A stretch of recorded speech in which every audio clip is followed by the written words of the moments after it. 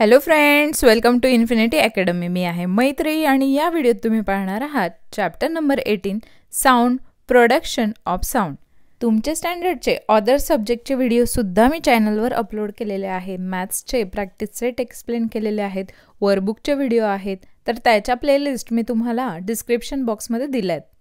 तरी तुम्हाला कुठल्या व्हिडिओची रिक्वायरमेंट असेल तर मला कमेंट करून नक्की सांगा. आणि हां, आपल्या अदर चॅनल्सला देखील सबस्क्राईब करा. फर्स्ट क्वेश्चन आपल्याला विचारला आहे, फिल इन द ब्लँक्स. रिकाम्या जागी योग्य तो शब्द भरायचा आहे. त्यातला एक क्वेश्चन बघा, sound is generated by a rhythmic dash of any object. बघा, कुठलाही ऑब्जेक्ट असेल, ठीक आहे, कुठलीही वस्तू असेल, त्याच्या लयबद्ध टिंबटिंबमुळे साऊंड म्हणजे ध्वनी हा निर्माण होतो. तर त्याचा आन्सर आहे व्हायब्रेशन. व्हायब्रेशन्समुळे साऊंड तयार होत असतो. सेकंड क्वेश्चन बघा, the frequency of sound is measured in dash. साऊंडची जी फ्रिक्वेन्सी आहे ती कशात मोजतात? जसं बघा, आता तुम्ही जर दूध घ्यायला गेले तर ते आपण लिटरमध्ये मोजतो. मग साऊंड कसा मोजला जातो? तर त्याचा आन्सर आहे हर्ट्झ. हर्ट्झमध्ये साऊंड मोजला जातो. नेक्स्ट क्वेश्चन आहे, if dash of sound is decreases it's loudness also decreases. तर याचा आन्सर आहे इंटेन्सिटी. जर साऊंडची इंटेन्सिटी कमी केली तर त्याचा लाऊडनेससुद्धा कमी होतो.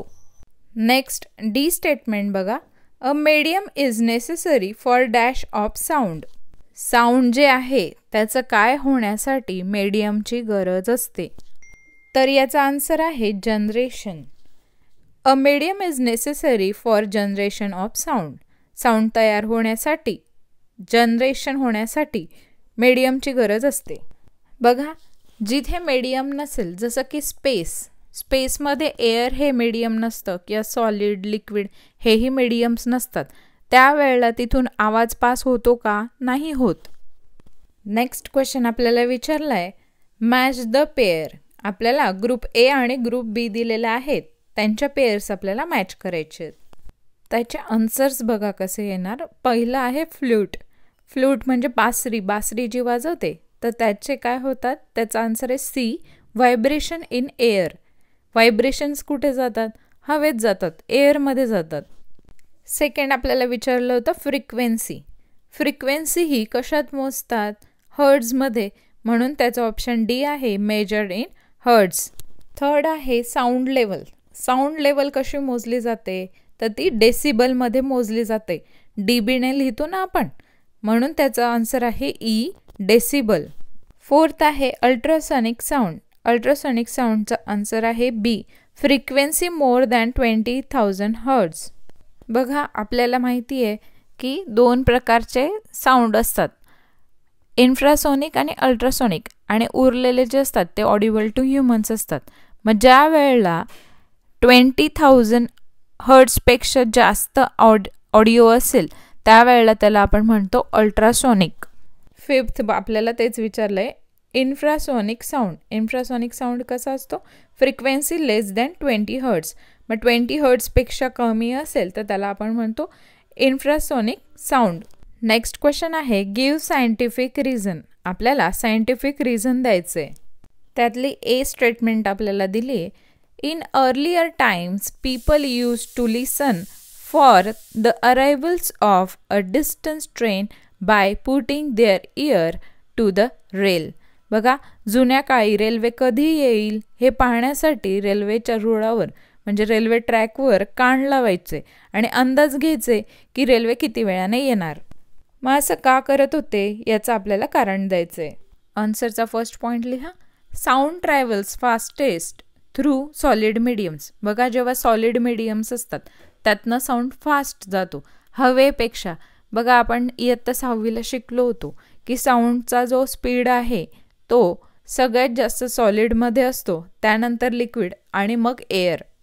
सेकंड पॉईंट लिहा, moving train produces sound in the form of vibrations which propagate through railway tracks.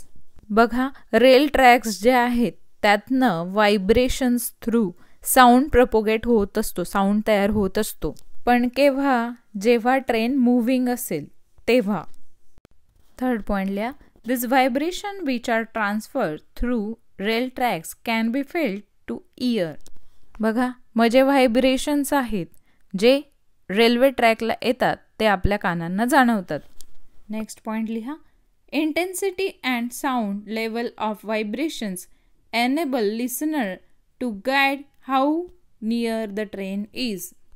बघा, जो साऊंड प्रोड्यूस होत होता ट्रॅकवर, तर त्याची इंटेन्सिटी किती आहे आणि साऊंड लेवल किती आहे त्यावरनं त्या पॅसेंजर्सला कळायचं की रेल्वे आता कुठपर्यंत पोहोचली असेल.